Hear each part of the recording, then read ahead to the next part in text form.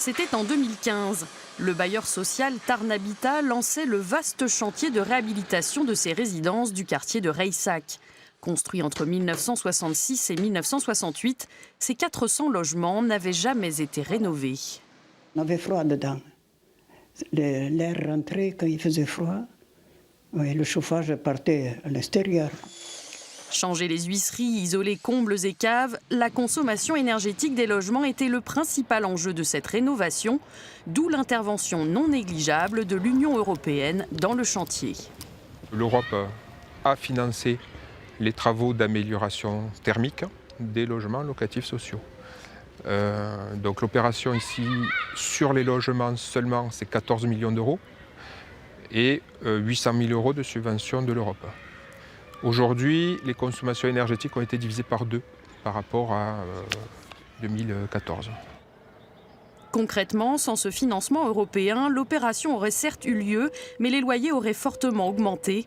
À Reissac, après rénovation, il reste modéré, en dessous des loyers plafonds HLM. Bonjour monsieur Osman, vous allez bien? Et vous? Ça va très bien, ouais. Mais s'agissant des quartiers populaires, l'Europe ne se mêle pas seulement de consommation énergétique. Elle y soutient aussi le commerce et les services de proximité.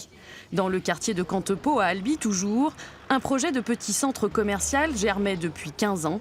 L'Union européenne a donné le coup de pouce décisif.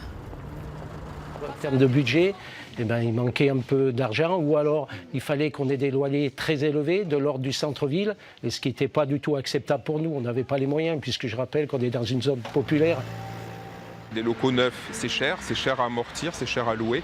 Et donc il fallait que leur chiffre d'affaires puisse correspondre au loyer que l'on pratiquait. Dans ce chantier à 2 millions d'euros, l'Union européenne a ainsi contribué à hauteur de 900 000 euros. Résultat, des loyers minorés de 45%, ce qui a permis de remplir facilement les locaux neufs. Je trouve assez chouette. Donc, les aides européennes,